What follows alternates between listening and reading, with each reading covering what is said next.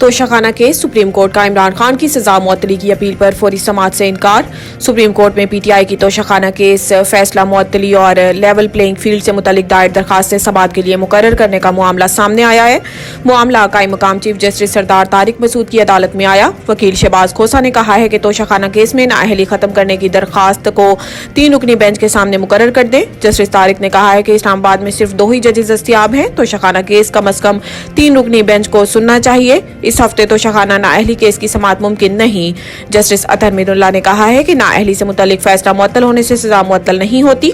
हमारे सामने दरखास्त है कि तोशाखाना केस का फैसला मुअत्तल हुआ तो सजा भी खत्म हो।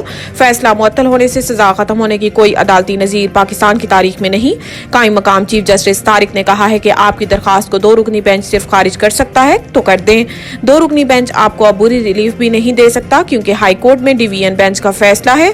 क्या पता कि ये केस अहम नुकात से मुतल्लिक हो और इसकी समाअत 5 रुकनी बेंच करे।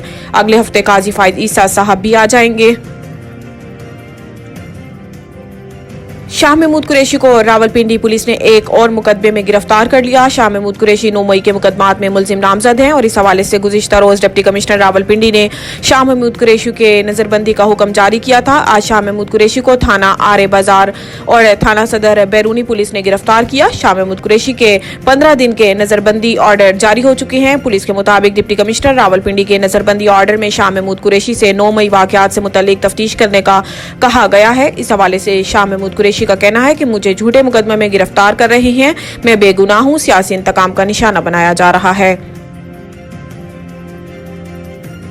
बिलावल भुट्टो के लाहौर से कागजात नामजदगी पर एतराज दायर। आम इंतखाबात 2024 के सिलसिले में साबिक वजीर खारजा और चेयरमैन पाकिस्तान पीपल्स पार्टी बिलावल भुट्टो जरदारी के लाहौर के हल्का N 127 से कागजात नामजदगी पर एतराजात शहरी मोहम्मद अयाज की जानिब से किया गया।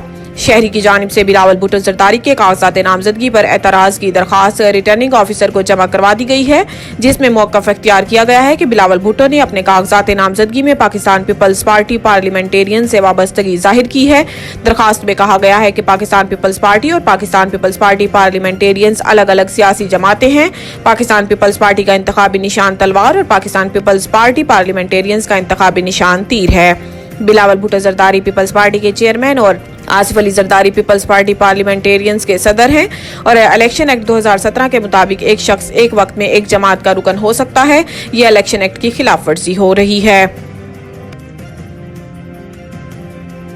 दुख्तर मशरिक शहीद बेनज़ीर भुट्टो की 16वीं बरसी आज मनाई जा रही है। दुख्तर मशरिक का लक़ब पाने वाली बेनज़ीर भुट्टो, जिनके वालिद को फांसी पर चढ़ा दिया गया था, 2 भाई कत्ल हुए, बदतरीन आमरीतों का सामना रहा, जिलावतनी के दुख भी झेले लेकिन जमहूरी जद्दोजहद से पीछे नहीं हटी। इन्हें आलम इस्लाम की पहली खातून वज़ीर आज़म होने का एजाज़ भी हासिल रहा है।